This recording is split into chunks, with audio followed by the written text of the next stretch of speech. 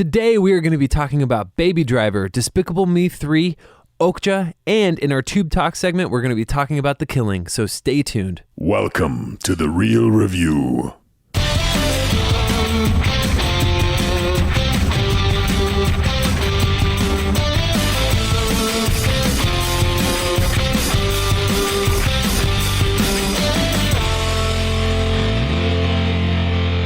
Welcome to The Real Review, sponsored by Parametric and Lazy Ape Studios, where you get some of the latest happenings, real thoughts, and perspectives in the world of film and television.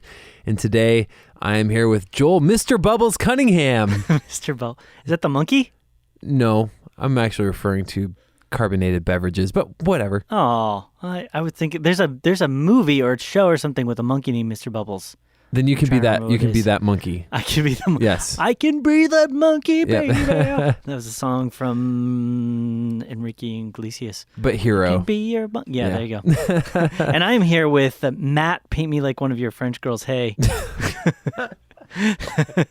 Did you just watch Titanic or something, or what? No, it's because we're talking about the French water. Oh, that's right. We've got our Perrier, which we're sipping on because we couldn't get anything better. I pronounce bad, but I pronounce it Perrier. Perrier.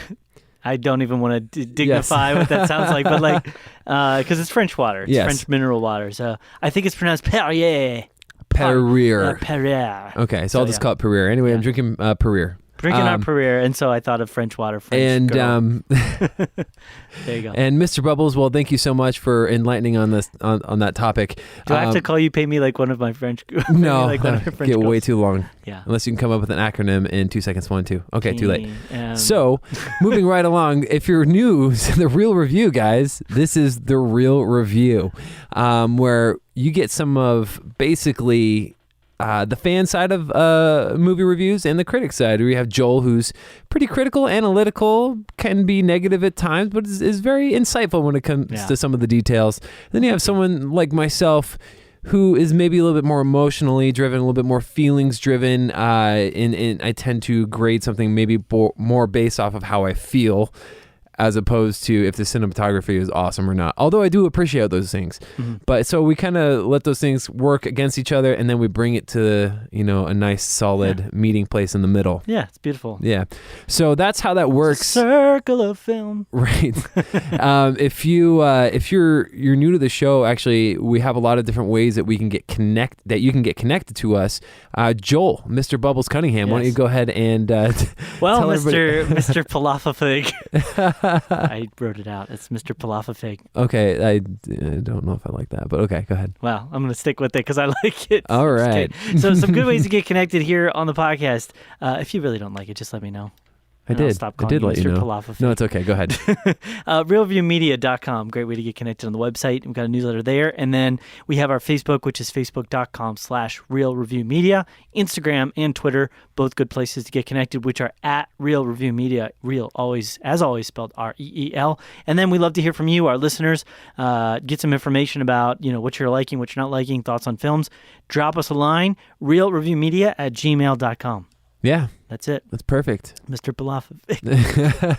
I can hardly say it without Thanks smiling. for that breakdown, Mr. Bubbles. So, that's a great way you can do that. Let's actually get into this because I'm actually excited to talk about what we got a chance to see this weekend. For once, we actually had a really good weekend for films, I think. Yeah. Yeah, we had some good stuff coming out. So we're talking about 3 films today. Yes. Baby Driver, Despicable Me, and Okja. Yeah, Okja. And then after that, we're going to have a little break thing and then get into the Tube Talk with The Killing. So let's start right off with the latest from Edgar Wright. We have Baby Driver. Yes. I'll go ahead and give the breakdown, and then I'll kind of kick it to you for your thoughts. I think I'm really curious to hear kind of what you have going on. Yeah. So, Baby Driver. After being coerced into working for a crime boss, a young getaway driver finds himself taking part in a heist doomed to fail. Directed and written by Edgar Wright. And there's a number of people in this film. You have Ansel Elgort, John Bernthal, John Hamm, Eiza Gonzalez, Micah Howard, Lily James, Morgan Brown, Kevin Spacey, Jamie Foxx as well. And man, what did you think of this thing? I loved it. This is like a really good one to start with because I think, we're going to talk about the 3 films. This one, I really love this one. We've talked about Edgar Wright in the past and about a number of his different films. One of my favorites is Scott Pilgrim vs. World. I loved pretty much everything he did with the Cornello trilogy, and which I still don't know if that's the pronunciation for that ice cream, but we'll have to look that up after this. But I really enjoy Edgar Wright's productions. I feel like he's got a quirkiness that it's not as like intense as like a, I can't think of it, like Moonrise Kingdom type quirkiness, but it's not quite as intense. It's more of a stylistic, instead of the world being changed, it's more of a presentation of the editing style and the music and the thematic elements coming together to present the film and the story in a different way. But the characters are fun and engaging, but they're like normal people. Whereas like in a film like Moonrise Kingdom or something like, I'm forgetting the director's name. Wes Anderson. Wes Anderson, duh. I was going to say Paul W. and that's not it. So Wes Anderson, he's got like his characters are over the top, his shooting style's over the top in a fun way. I love his films too, but like there's similar quirkiness in my mind, but this is a bit more grounded. And there was just so many good things about this film that I really loved. So yeah, I'm like almost thinking if I should start with the bads, but the things that I want to start with the goods. Yeah, do it. The story and the plot in of itself weren't anything insane. I mean, it was a very basic, simple plot. It was just about a guy who was a really good driver who ended up on the wrong side of a really bad guy to end up on the wrong side of, and then his attempts to kind of break free of that through, underground means, through operating with this kind of, I don't even know what exactly that Kevin Spacey's character was like, what he was famous for. Like, he was known as being this like really bad henchman guy who's coordinator of these like driving jobs, these bank jobs, but you don't really know why he's like known as being such a bad guy. But it's okay. You don't need that. Yeah.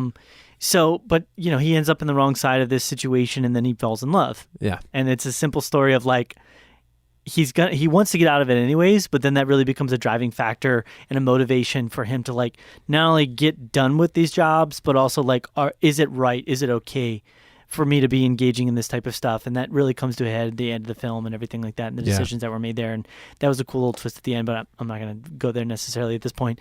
So just to start, one of the best things about this movie was the driving and the stunts. And obviously with a movie like this about a guy who's a professional driver, I loved the fact that they used so much practical effect with this. And I'm not one to say that like everything has to be practical effect, because there's just some things you can't accomplish with a practical effect. You have to have, computers create something, that you just can't. Nothing exists to create that, so you have to do it. Whereas with this movie, everything was very grounded and set in a modern era, so it made sense that everything could be very practical effects. And I'm not sure if he used anything to like heighten it or change it or adjust it, but everything looked very real and felt very real. And because of that, I was able to engage on it in a very real way. Yeah. So that was awesome. That was enjoyable.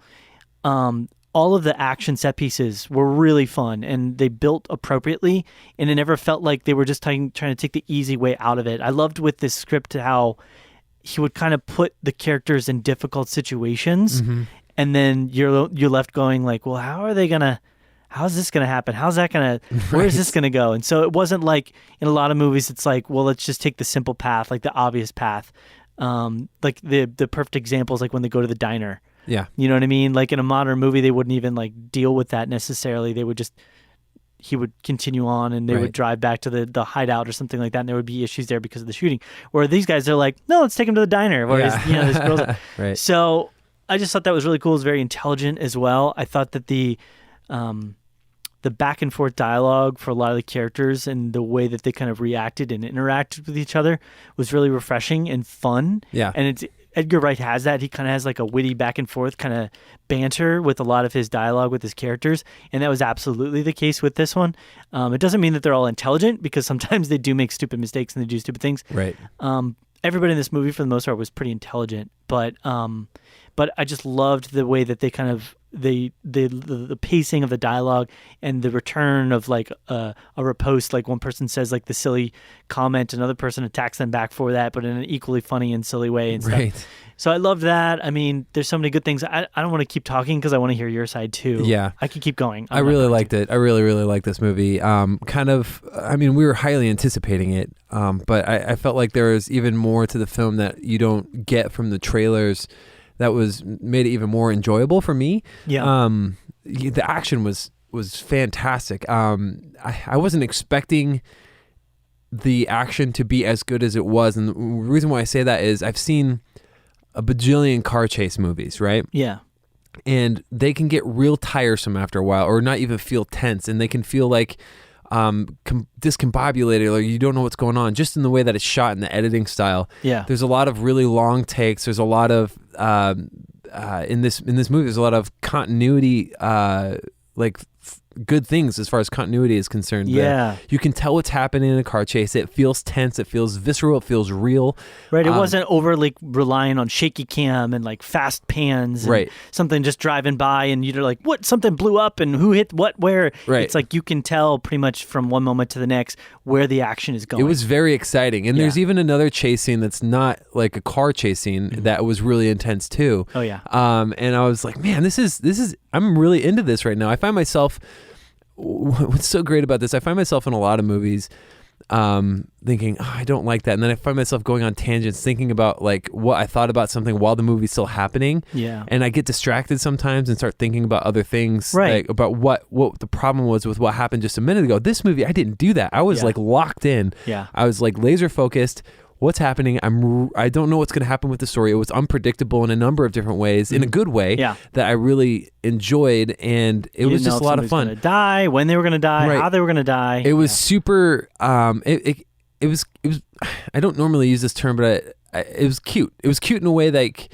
It was like adult cute. Yeah. You know, that's like kind of the same thing as Wes Anderson. Right. But they're able to mix in real deep thematic elements. Right. And that's what Edgar Wright does pretty well. I mean, the fact that Baby is recovering from, I mean, I'm spoiling a little bit, but not too much here, but like recovering from a huge loss as a child. That's you know in the what I mean? trailers. Yeah. Right. Yeah. And recovering from it and how that plays out over the course of the film. I mean, that's a deep element. That's a deep element to anybody's progression as a person, that they would lose their parents in a very traumatic way. And then you see the repercussions and the impacts of the slow kind of this descent into this kind of world that he's been trying to break free of, and the impacts that it's making on him and what they've got to do. And they even even at the very beginning, John Hamm, which he played a great character in this film. Yeah.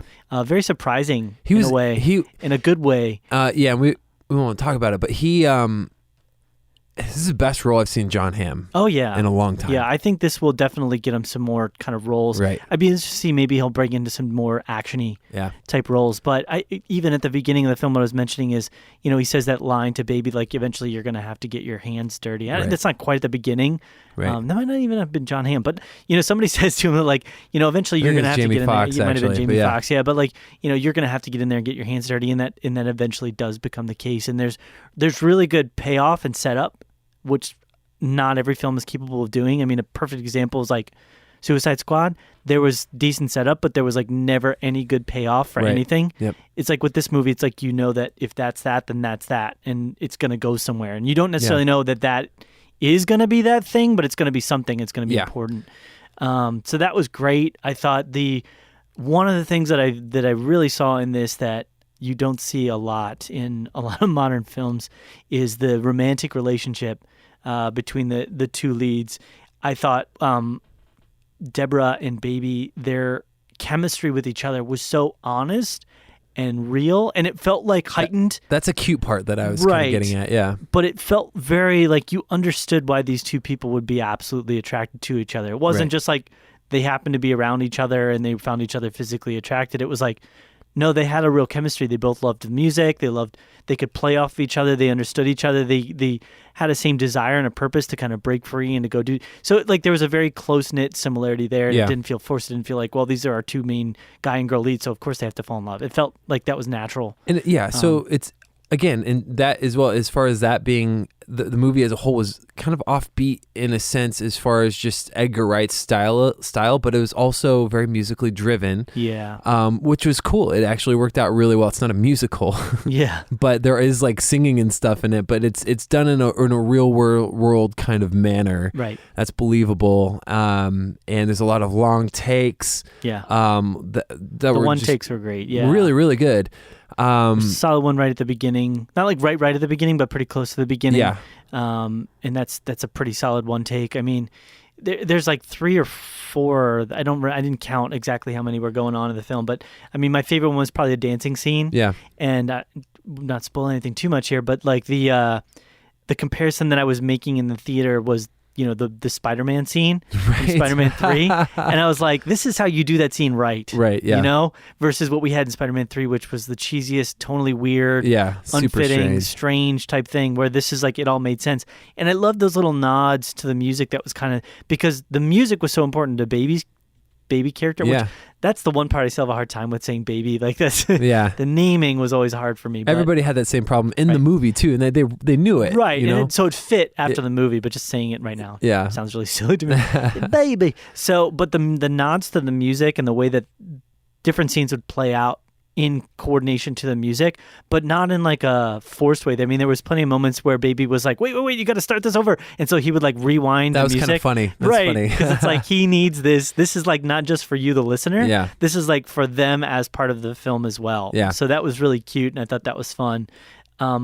Altogether, I felt like these elements that we're talking about, the witticisms and the back and the forth, the great connection and chemistry between the romantic leads and the other characters, the use of practical effects, the way that the film kind of like would keep you guessing and put the characters in suspenseful things, made for me a film, which isn't often the case, that I could go into and really just not think, like in a way that I could just approach the film and watch it and enjoy it and not overanalyze it. You talked about that earlier. Yeah. I usually sit down, and when I'm watching these movies, I'm usually writing notes and, in the back of the theater, furiously putting notes down.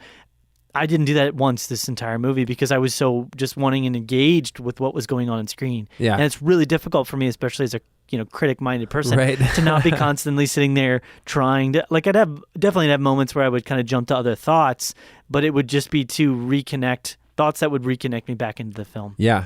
So, I mean, it's tough to talk about anything that's negative. I really, really liked it. Overall, I mean, even if you look at everything, the cinematography, the acting was tremendous. Yeah. And there's a lot of great people in here. And kudos to the editor. I hope the editor for this really gets nominated for some really good awards, because, I mean, the editing style and the tone really baked in that feeling. If that hadn't been that way, it wouldn't have felt it all the same, right? To the music and the cuts and the close to the wide, it really worked well for me. Yeah, it was really good. So it's hard for me. I don't have a lot of negatives to say about this movie. It's one of those things where there's 2 editors on this, by the way. There's one negative, but it's not really even a negative to where it like affects the story overall, the movie overall. It's just I wish I would have seen more of John Bernthal. I thought that was hilarious too, but I agree. It was like, hey, here's a guy that we recognize and very famous in a lot of, especially for Walking Dead, and then he's just gone. Yeah. never to be heard of again. Yeah. I would have liked to see more of him. And other than that, the ending, we were talking about this kind of earlier before we started the show, and I felt like the ending I didn't fully get, but we talked it out. I think I can see it from your point of view, and I wasn't fully on board. I can see it a little bit more now. Yeah, it could present for a certain type of, in a certain mindset, questions. But right. I think it was clear enough to me that it was like, no, this is this. It initially reminded me of La La Land for some reason, so kind of that ambiguity. But I think, I think it's good. I see it your way. I like it more if it is that. In fact, that I want to see it again. That's the thing. I rarely want to see movies like this again pretty soon thereafter. And that's one of the things I love about Edgar Wright movies. Is one of the great things about like Scott Pilgrim versus the World.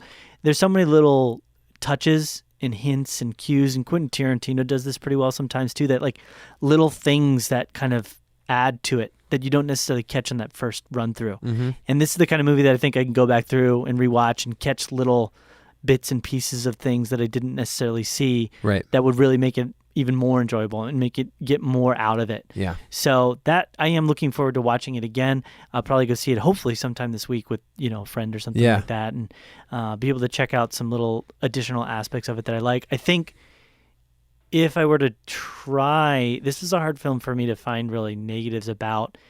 I think it would somewhat have to do with the ending. Yeah. A little bit.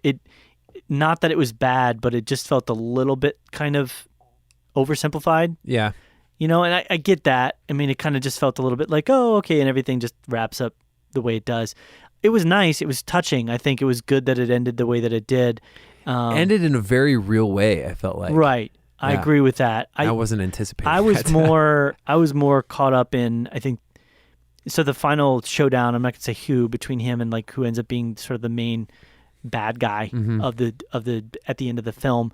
I felt like that was good and effective, but was a little underwhelming. Okay. Like I could have used more of an actual like chase scene there. Right. Which I know I was thinking they were going to get in their cars and they were going to go on like this really big epic chase. Right. Where then they would be doing like hitting each other and stuff like that. But it just kind of didn't go that direction. I could see that. Yeah. And that was a very, very minor, like, you know, if I had my rathers, this movie didn't feel like it was too long. It didn't feel like it was too short. I think it was the correct amount of time, and maybe it was a time thing because like if they had added a whole new chase scene or something like that, it would have made the film like $10 more million or something. It cost a lot more money and stretch out another 10 minutes or something like that, and maybe that just would have been too much. But I still really enjoyed the ending. I felt it was very satisfactory and very enjoyable. I thought the interesting relationships that the different characters had, like with Baby and Doc, Kevin Spacey's character, that relationship was different than what I was expecting in like an interesting way. I think the relationship that he had, I forget the guy, I don't know the actor's name, but Joseph, he was like the mute guy. Oh yeah. His like, I don't know the actor's name. I've never seen him in anything before, but actually I don't know if that was Joseph. It was the main. It was like his Yeah. Well, he might have been. He wasn't mute. He was deaf. Deaf. Yeah. Right. And so I thought the relationship that he had there with him was really interesting. And one of the fun things that you always see about Edgar Wright with his films is like you're always wondering kind of what he's going to present you next. And a good example of that was the scene where the characters are going to get some guns and some weapons, and they said they're going to meet this guy who's called, you know, the butcher, and you're expecting like something because this is like weird and he's got a weird name. And it's presented in such a fun way, even though it was characters that really don't matter all that much, you know, for the most part. But even those like minor characters still had a really cool style and purpose to them. And you felt like those characters in and of themselves probably had a really crazy, interesting story. Yeah. You know? So it's good stuff, man. A lot of good stuff to say. Yeah. Rate this thing. What would you rate it? I'm going to give this one a really high rating. All right. 96. Woo! Yeah. It's a good one for me. Nice. That's good. I'm actually going to give it a 94. Okay. Yeah. Awesome. I liked it. It's Why good. so low, Matt? It's not low, dude. That's one of my highest for the year. It's probably my second rated. It's killing it right now on Rotten Tomatoes as well. I mean, it's got like 4 negative reviews, and most of them just have to do with like there was the car chases they didn't like, or they didn't like the choice in music. Right. You know what I mean? So which is like silly. silly, very silly. But there's always going to be naysayers. There's going to be attackers out there. So that wraps up our review of Baby Driver. Next, I want to take us on to the other major release we had this weekend, and that is the third in the trilogy from Illumination Studios. That is Despicable Me 3. Despicable Me 3. Exactly. That's my So I didn't get a chance to see this, but Joel. Yes. You did get a chance to see this, right? Yes, I did. I watched it in theaters, Matt. In theatries. In theatricals. So this is Despicable Me 3. Synopsis for this is Gru meets his long-lost, charming, cheerful, and more successful twin brother, Drew, who wants to team up with him for one last criminal heist. It's got actually 3 directors on this, which was surprising to me. Kyle Balda, Pierre Coffin, and Eric Gulan. Nailed it. Gulan. To the voice acting of Steve Carell as Gru/Drew, Kristen Wiig as Lucy, Trey Parker as Balthazar Bratt, and then the 4 younger girls, and then the minions, which are all actually directed by one guy, or voice acted by one guy, which makes sense. Nice. So this film was, I've had a good history for the most part with the Despicable Me series. I feel like the first one was the best by far, and the second one was good and interesting, and it kind of progressed the story forward a little bit. It was funny, and that was the big thing that kept me going. I think that we talked about this in Coming Soon. The director, the characters have been the big solid part of the show that and the movies that have kept me going back to it, because the characterization is really funny, and the way they bounce off of each other with their jokes is really funny, and it keeps me engaged. Minions was a bit flat, and I think nobody really expected it to be maybe that popular, but the Minions in and of themselves it's really difficult to make a side character into like the main feature of a film, and that's what they tried to do, and I didn't really feel like it worked. So Despicable Me, going into Despicable Me 3, I wasn't really expecting a whole lot. I, again, was in a good place with the series for the most part, except for Minions, but it's a third in the trilogy, and I felt like things had probably gotten a bit tired and a bit stagnant, and maybe the humor wasn't going to be quite there. And so overall, I was happy with the film. I did enjoy it. I thought there was good humor, and that was the biggest thing that helped me to enjoy it. The progression, the story moved forward in correct ways, and it didn't feel like they were forcing anything. If anything, that was part of the problem, is they didn't push things far enough. But it felt like they kind of moved things forward in a natural direction, in natural progression, and it kind of had some residuals from like some elements of stuff that's been building from like the second movie and the first movie. Yeah. So it felt good in that regard, and the thing that I loved is so much about it was the humor. I mean, there was a couple moments where I really was laughing, and people in the theater were laughing about it. And I think the interactions, a lot, the one of the things that just tells me that this can be like a really funny movie, where a lot of animation films can't be, is just the looks. There would just be times where like somebody would say something and they would cut to one of the animated characters just having this like look on their face, which would just like make you laugh and giggle. And it's like, that's pretty good. If you can make an animated movie and just the way that the characters look at each other, that's their facial expressions in of themselves can do something that makes you laugh. I mean, that's pretty good animation. Yeah. So it was, and that's how it kind of went. And I think I don't want to, because I don't want to spoil things too much as far as like the actual humor, because the humor of this film works the best because it's unexpected and it's not really what you'd think. Oh, well, I didn't see that coming, so I don't want to ruin the individual parts of the humor. I'm trying to think of some other good things. The animation was still really good. The voice acting was really great. I thought Steve Carell actually maybe they did something in like post, but I thought he did a really good job of creating like two distinct voices between Gru and Drew. Him and his brother, yeah. Yeah, so like Gru he's like this kind of more somber sounding, kind of like darker, and whereas his brother Drew is like this positive, like jovial, and so he made his voice sound a little higher. Yeah. And it kind of goes like up, whereas his voice goes down. Mm-hmm. And so it was like, it's simple, but it worked perfectly because they're twins. And so that dynamic between the relationship, which I don't even know how he would have done some of those at times, because there's times when they're talking over each other and they're talking at each other. So I mean, that must have been a really, I don't know, very good directing. It's what I would assume was something like that. So that's awesome. I thought that their progression, the plot was really fun. I think, trying to think if there's anything good, anything else good. I think that's mainly it. Okay. The other part that I'd like to talk about this, and this goes into the bad side of why I didn't think it was as good as probably the first one. Okay. It was closer to the second one. It was definitely better than Minions, but it wasn't as good maybe as the second one. Probably close to the second one. It really felt like they kind of pulled back in a lot of areas when it came to the overall story. Okay. The humor was there. There was maybe one or two jokes that kind of landed a little flat, but most of those were like the kid jokes that it's not really aimed at me or targeted at me, so I know that I'm probably just not going to laugh all that much at it. But for the most part, the humor was there. But the story in and of itself only really tiptoed into some deeper thematic elements that I was really feeling it could have used more of. Really? You know, like a Pixar film, one of the reasons that Pixar films work so well on an adult and a child audience basis is because they deal with thematic elements like purpose and death and meaning, and they go into deeper areas of loss and sacrifice that make them interesting on a deeper gut level. Whereas this film really didn't go into those things. It would tiptoe into them really quickly, and then it would just kind of back off, and it would treat them almost like just an aspect of the story more than like, well, we're really going to delve into this. And there was a lot of room for that type of thing to happen because, like I said, they were hitting well with the voice acting. They were hitting well with the comedy. The animation was there. The story was well structured. It had a real good structure, but they never, for whatever reason, decided to go deeper into those different story elements. I mean, a perfect example was the relationship that Gru had with his father, and his father not being there, and the relationship that Drew had with his father being there, but being a very negative voice in his life, is only really played up at like one point. There's kind of like this, it's the initial spark that gets them into things, and then they use 2 points, and then they use it as like a a conflict between each other where they kind of bash each other, but it doesn't really play out to be any deeper than that. It's kind of like, oh, well, you had bad interactions with my father. Well, I didn't know my father. Oh, well, we should be brothers then. Okay, moving on. And it's like, well, how does that impact you?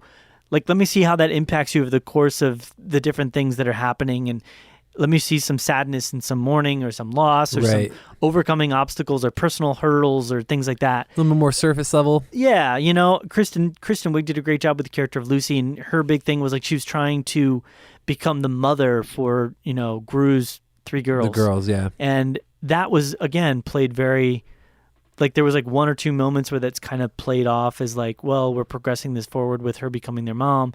And then it's kind of just like a byproduct of the story that they end up feeling like, yeah, she's the mom. Yeah. You know, whereas it's not like she didn't even struggle in that regard. Right. It kind of just moved forward very naturally and progressed.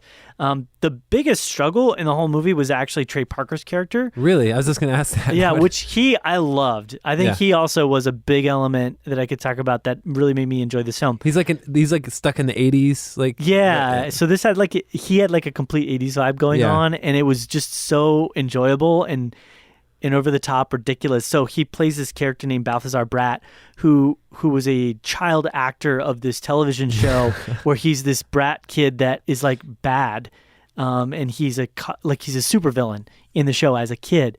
And the show was canceled though after a little while, and he got really upset, and then he became an actual supervillain. But so funny. He never left behind the character that he had in the television show. Like he's obsessed with that character. He took the character with him. He became the character. Right, exactly. And it's just like the funniest thing to see like this grown man now embracing this like childlike demeanor of this 80s persona. Yeah. I mean, he's got this like mullet cut with like a, I don't even know it, like a crop, the top of his hair goes straight up. Yeah. And the mullet back, but he's got like a balding spot now in the back, the middle of his hair, which at first I didn't even notice. And I was like, oh my gosh, he's got and that's like the whole movie. And it's like, you know, that whenever they battle, like all of his instruments are like musical instruments that are like also, because he's really into the music, and he's like dance guitars battling. and stuff. Yeah, like he's like a guitar gun, and he's like dance battling. He's like, all right, dance battle, okay, yeah. And it's just like all the like when he breaks into places and he's trying to steal stuff, he like does it to like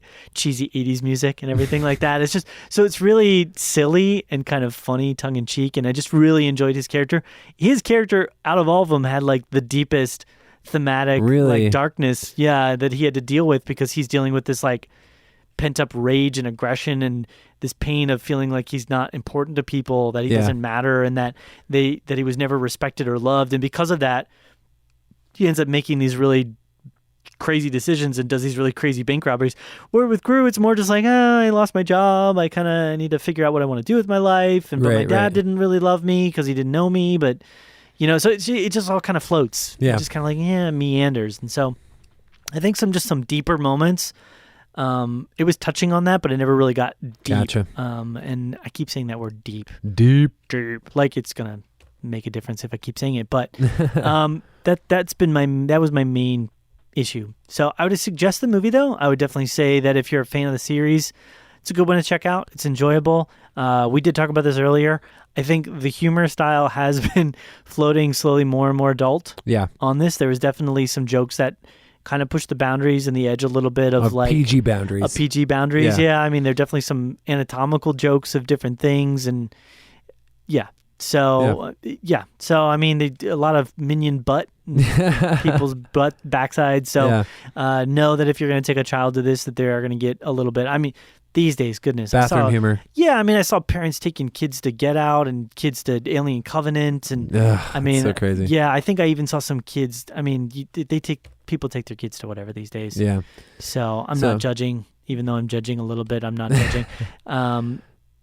So overall rating for this, I'm putting this one at an 80. Okay. So yeah, it's right on the cusp of like a 79.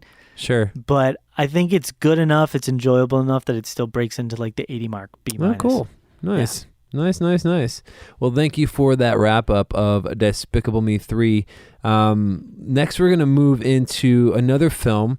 It was actually released this week, but not in the theaters. Yes. This is a Netflix original film called Okja. And I don't know if it's being heavily marketed on like mainstream TV at all, other than just digital platforms and like Netflix. I don't have cable, but I don't know That's how true. they're doing. Yeah, I don't know how they're marketing it except through like Netflix online media. So movies like this are one of the reasons why I really appreciate Netflix and Amazon, just digital media things in general, because it gives the opportunity for filmmakers to really put something really different out there. Yeah. Where this type of movie would never have gotten like a huge release in America if it was made 15 years ago, you know? And our director here, Jun Ho Bong, he's kind of been moving more and more towards that. I mean, he did Snowpiercer, and then, which didn't get a huge release, I think, in the States, much of anything, but was hugely successful on like Netflix and everything like that. Did that even get a theatrical release? Which Snowpiercer? No, that was Netflix. Netflix only. Okay, yeah. And so he did that first one, which got some good interest in his sort of. Like, do you want to explain? Yeah. So if you're not familiar with it, and you should check out the trailer for it because it looks very interesting. That's why I wanted to watch it. They just released it this week. Mija is a young girl who risks everything to prevent a powerful multinational company from kidnapping her best friend, a massive animal named Okja. So to give you kind of more of a breakdown, the way that it works is this company has genetically created what they call super pigs, which is what Okja is, in order to capitalize off of them, to sell them for their meat and the products to Americans, and it's ultimately that tastes better than anything. It's way bigger and can help feed more people. Didn't really look tasty. No, it did not at all. Yeah. Like a normal pig, you look at it and you're like, yeah, maybe, but those pig things did not look tasty. So it stars Tilda Swinton, Sheena Kamal, Michael Mitton, and it also has Giancarlo Esposito, our good friend from Better Call Saul. Jake Gyllenhaal also has Glenn Yoon, gosh. Stephen Yoon. Yeah, I was like, Glenn from The Walking Dead. Yeah. My bad. Way to put those together. Exactly. But there's a number of different people in little like spots in this movie. But I actually liked it. I'm not going crazy for it. I thought it was a decent movie. Definitely better than mediocre. But one thing I really liked about it is let me say right off the bat, Jake Gyllenhaal is my favorite part of the movie. Okay. And the story itself, minus the end, was kind of fun in a way a little bit. And I say minus the end because it totally shifts tones on you. Yeah. And gets really serious. But yeah, right around the last quarter of the film, it's kind of really dark in a lot of ways. It starts off kind of endearing with basically the little girl and like her best friend, essentially, though, like one of her only friends, actually. And you're like, oh, I like this. This is kind of fun, you know. It's kind of like, this is something that I would have like, you know, it's kind of like almost like the imagination of a child when you're younger, kind of. Yeah, thing if you think of any story about like a little kid that finds some magical creature. You know, my name kind of like that, Totoro or Iron Giant. Yeah. And it's kind of like that. And it plays up that in a more adult, satirical way. Right. To start. And then it kind of goes on from there. You meet some more people and kind of how it all works. But I liked it overall. Like I said earlier, my favorite part was Jake Gyllenhaal. I've never seen him play this type of character before. Yeah. He's the most outrageous thing I've ever seen. Yeah. I laughed out loud a number of times. He was simultaneously like hilarious and also sad to watch. Yeah. You know, I felt bad, but I also kind of scared of him. Like if I was to meet him in real life. There's just one scene for me that I was like, this is getting a little dark with him. But yeah, and that comes right around that sort of last 3/4 or so, like last half of the film. Sort of, it kind of floats into some darker territory. Yeah. And then it temporarily kind of comes back out of it, and then it goes right back into it very heavy at the end. Yeah.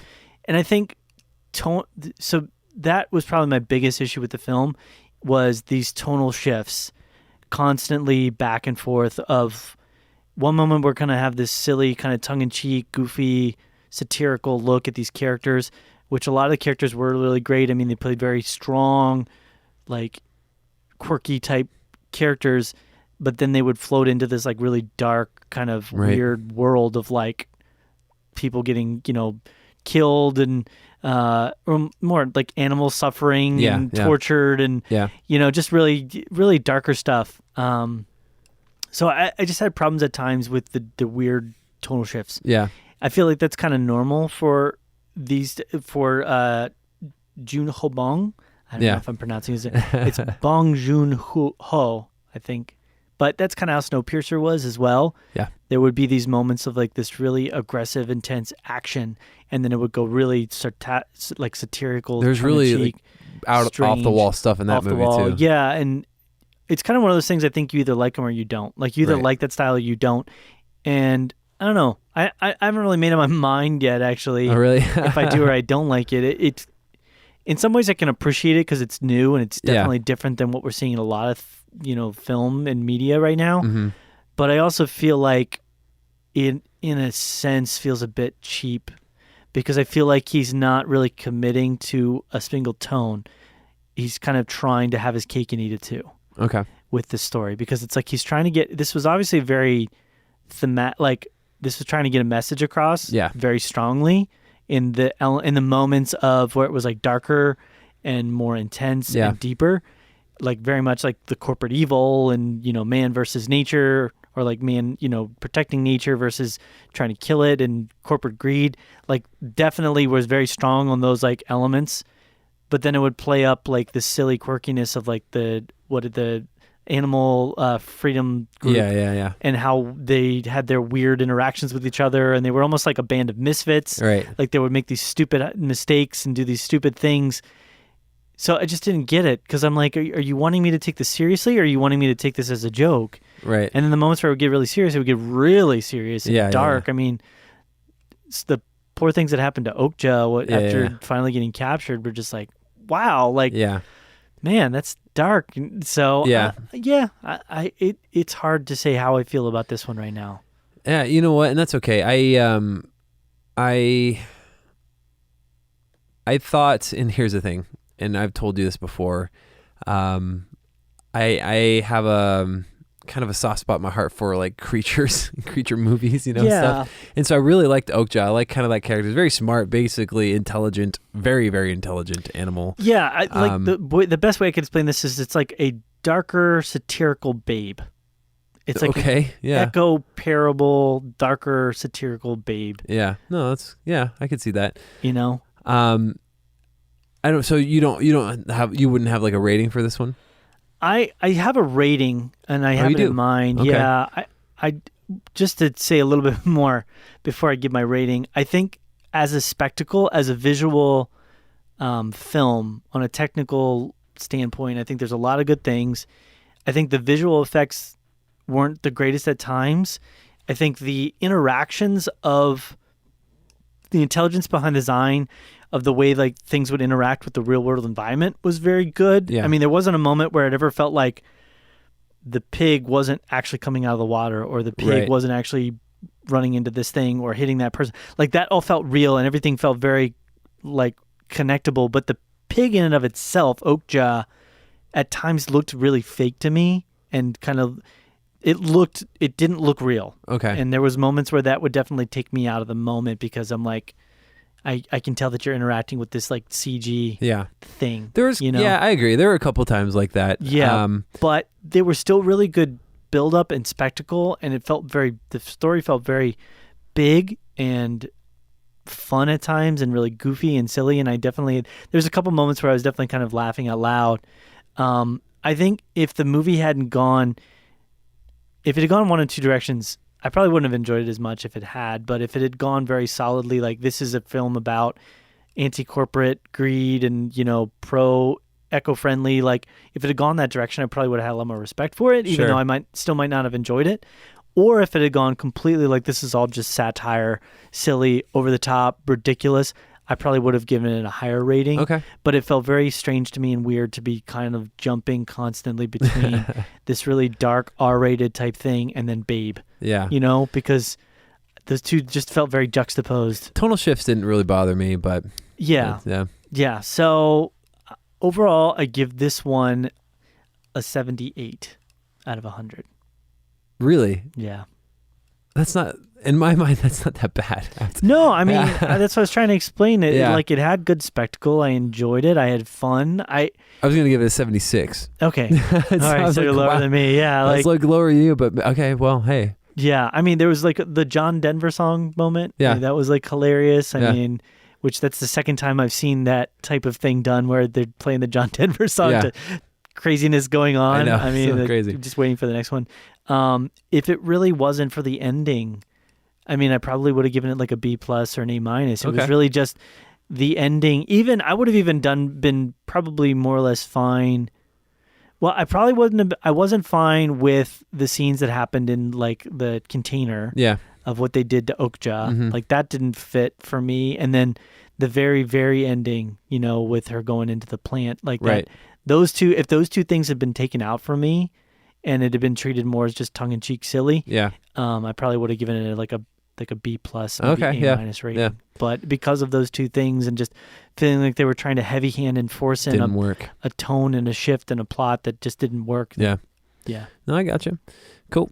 So- Well, yeah, that's going to wrap up our review of Okja, and that's actually going to wrap up our movie review segment of the show as well. But coming up next, we have our episode of Tube Talk here we're going to move into in a second, where we're going to talk about The Killing. Yes. But yeah, so stay tuned.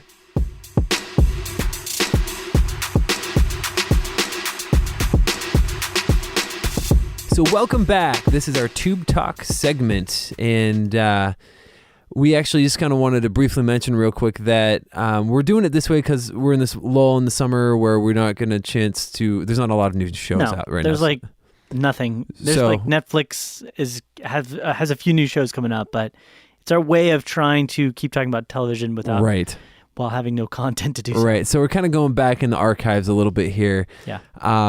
And we wanted to talk about one show that I've actually had a chance to see. Mhm. All the way through all 4 seasons, and you're what, three? I'm like 3 episodes in. Okay, we're talking about The Killing. Very new show for me. Yes.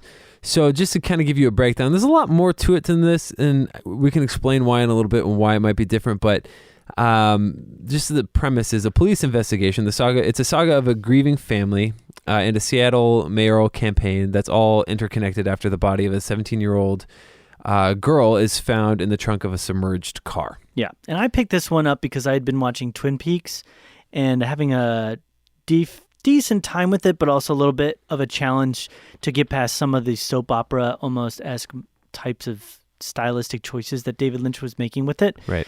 So I kind of had been talking to a friend about Twin Peaks, and he said, "Well, why don't you check out The Killing? Because it's supposed to be similar idea but different tone." Not as far out there as I imagine also. Yeah, this reminds me more of like a, I don't know, just a standard. What would you compare it to as far as like a crime show goes?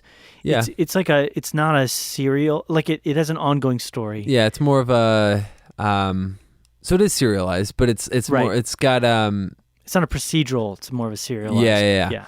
So kind of like if it was like a really long episode of Law and Order, but a little bit more in depth than that, Yeah, and it's got better cinematography than you would standardly get on like a television show of any kind of normal Right. nature. Like they've definitely put a lot of time and energy into making sure that this looks visually like almost a film. Yeah. I mean, each episode kind of looks visually like a mini film. And so I'm enjoying it for that. I really do like the so far I've really enjoyed the elements that are being presented and the way that they're being presented. I think the difficult thing that I've had with this one that I really liked about Twin Peaks that I didn't like about this one so far is that the characters haven't really done anything for me yet. Right. They're kind of still a little bit flat, and that's kind of the tone and the feel of the show. Yeah. Feels a little flat and feels a little just very simple. Yeah. And they're just starting now to kind of pull out these deeper elements of the relationships, of the darkness behind those relationships. I mean, goodness, the end of the 3rd episode, some really dark, really unfortunately dark stuff happens to the young girl that ended up getting murdered. And it's like, okay, we're getting into some really deep, dark things. Yeah. I think the one thing about the show that has made it I'm liking and I'm enjoying and I'm hoping they're building on is kind of this fun playfulness between sort of the two main detectives that are part of this, which is Sarah Linden and Stephen Holder, the characters. They're played by Muriel Enos and Joel Kinnaman. Yep. I'm loving how she's kind of like the logic, like war-torn, like been through this before 100 times, knows in and out, but it kind of has this sixth sense for like what needs to happen and how it needs to go. Where Steven plays, or Joel plays, this character that's more of like your street smarts, kind of get it done by any means necessary, but without going too far. Yeah. And he's kind of silly and goofy and relatable, but he's very like unassuming. Yeah. And that makes you willing to like work with him and open up, but he's got, definitely you can tell like a dark, bad kind of ability that like he can reach into some really dark areas if he needs to and when he needs to get what he wants done. And so it's a really cool dynamic. Yeah. Because they play kind of like almost two sides of the same coin. It's really cool. And I think you're right. It takes a long time for you to fully get on board with the characters. A lot longer than I think probably should. Yeah. Especially Sarah Linden, main character. And I think that's potentially a problem. It took a really long time it takes a long time to get into her. The first one that I guarantee most people will connect to is Joel Kinnaman his character, right. Stephen Holder. He's a little bit more relatable. He's funnier. He's got those like he's jokey, but he's serious at the same time. He's trying to do the right thing. You think he's just, at first you don't like him. Yeah, he seems like just like a chill, almost stoner kind of guy. Yeah, he seems like a slacker, somebody who's like just gonna be real irritating. But time you'll find that he'll become your favorite. I agree. I'm feeling that way because he's definitely been proving himself more and more as time goes by and different things. A good example of this, and this is tough to say, but like, so the two parents in this that lose their daughter, the Larsons. Yeah. I don't really feel, I feel bad in the story context. Like, obviously, if this was a real scenario, I'd feel very bad for these parents that lost their kid.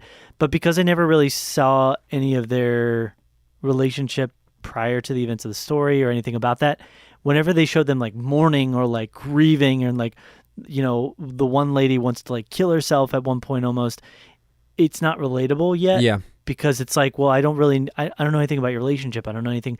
I think it would be harder maybe if I was a parent and I could connect to that better. Yeah. And there's elements of it that I definitely do feel bad for them as these characters. But like, I didn't know if they had a good relationship with each other, a bad relationship with her. For all intents and purposes, it almost looked like they had a very distant kind of relationship with each other because they just let their daughter kind of wander around and do whatever. They didn't even call her. So it just, that I haven't really related to that story as far as like the politician's story of him like trying to win the race through whatever means necessary. Like, that's building on me. But again, there's like relationships there within that cast of people that like I don't really care about, these two are like secretly sleeping with each other. And let me just say they're definitely, you'll find this out real soon, playing the long game with this show. Yeah. Let me just say they're playing too long of a game with this show. And that's part of the reason why I was telling how the synopsis has changed a little bit. Yeah. It actually got canceled after they weren't sure they weren't sure they're going to renew it after the second season. They ended up bringing it back, and then it got canceled, and then it got picked up again by Netflix. There's this kind of like big drama behind it, right? And that's where I heard about it. I think was the initial time I'd heard about it was that it was being re-released on Netflix, but I didn't watch it until I got the re-recommendation from my friend. Yeah. I do know that based on Rotten Tomatoes, the fourth season's not doing quite as well as far as reviews. Yeah. A lot of people are kind of like on season 1 on Rotten Tomatoes has it at like 100%. Yeah. Whereas season 4 has it as like, I think a 40-something percent. That's because, I'll tell you why. It's because I think there's probably a feeling of just the characters changing a little bit to their detriment. Gotcha. But anyways, I really enjoyed it. And I think, as a whole, what you leave the series coming away from is your connection to the characters more so than what's happening in the stories. Yeah. I agree with that. So this feels like I was trying to figure out before a way to explain it. It feels like a True Detective light. Yeah. It doesn't go quite as dark, as quick, and as deep, and there isn't as compelling of an issue behind a lot of the characters like there is almost immediately with True Detective. But I think they knew what their end game was. They knew they had to get this many episodes completed with this much content, and that's it. They're done. Whereas, like you said, with this, they probably are trying to stretch it out a little bit and play this slow game, which I think is to its detriment. Absolutely. One thing I will say about this though is it's a slow burn a little bit. It's got a slower vibe. It's not like a ton of action. Yeah. I will say that I hate that, Matt. I hate that slow burn. The slow burn. I don't want the slow burn. I want the fast burn. I know, exactly. Well, that's what I like about, there's so many directors that try and do that, and it just annoys me. But like a Christopher Nolan, when he approaches a film, he talks about this. Obviously, this is a show, not a film, but he says like every film, he puts his all into it, and he tries to make this the absolute best that it can be. Yeah.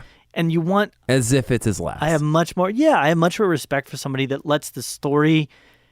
Obviously, this is super new, so I don't want to just bash on it without having seen more of it. But like, let the story tell itself, and then if you need more content, then so be it. But like, just play the story out the way that it should play out. Don't try and just get more content out of it than what's necessary. Yeah, absolutely. And I think that one of the coolest things about the show, even though it's kind of depressing in a sense, is the atmosphere. Yeah. It's all Seattle. Everything's dark. Everything's wet. Everything's gray. Yeah. And that adds just kind of the show's somberness. I feel like it just adds a lot to that. Yeah. It's like Seattle, where they're doing all this stuff at, is in fact like its own character. I feel like at this point it feels like they're playing up too much this whole like one girl getting murdered thing, which not they're playing it up. I don't mean that like they're over exaggerating it. I mean that like you could get that resolved by the end of the first season and still have content there with good characters to drive it on to a next season. Like a good example would be Stranger Things. You know what I mean? There's a lot of content there in that first season, and crazy things happen and people die, and then that all kind of gets resolved at the end of the first season, but the effects of the first season, the way that things progress, then push the story forward in the next season. Yeah. You know what I mean? Because they could have, in Stranger Things, they could have left that kid, spoilers, they could have left him disappeared and they don't know where he's at. And, they didn't get anything with the Demogorgon figured out, but no, they resolved things. Yeah. And it doesn't feel like they're going to resolve anything anytime soon with this show, and that's kind of ticking me off. Yeah, we'll talk about that later. I'll give you some spoiler lowdown later, maybe give you some insight. But I could be like way off base here. I'll like watch the next episode and be like, what? Yeah. They just fixed everything. But I guess, is there anything else you want to add to that? Nope. That's it. I'll keep watching. Yeah, keep watching. Maybe get a final thoughts when it's all done and stuff like that. Sure. But that's gonna wrap it up for our Tube Talk segment. Wrap it up. Again, if you guys want to get connected with us, you can find us at realreviewmedia.com. You can email us. Let us know what your thoughts. If you saw The Killing, or if any of the movies we were talking about earlier, email us at realreviewmedia@gmail.com. You can find us Facebook /realreviewmedia, and then also Instagram and Twitter at realreviewmedia as well. Get connected with us. Let us know what's up. And anything else you want to add, Joel? No, I think I'm good to go. Good to go. Well, hey, Mr. Bubbles, it's been real. Oh, come on. I forgot your nickname. McGiff of FF. Okay. Yeah, it's been real.